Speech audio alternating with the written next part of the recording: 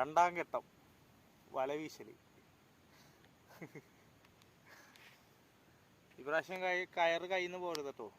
ഞാൻ വീഡിയോ എടുത്തോണ്ടിരിക്കുക, എല്ലാം കേട്ടോണ്ടിരിക്കുക.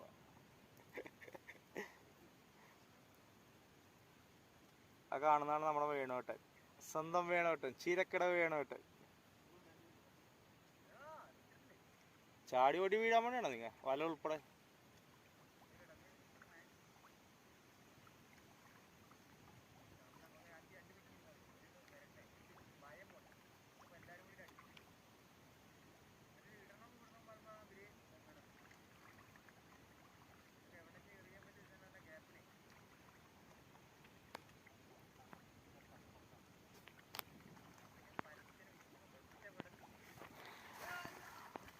ആ ആ ആ ആ കളിച്ച് അത് കൊള്ളാം, അത് കൊള്ളാം.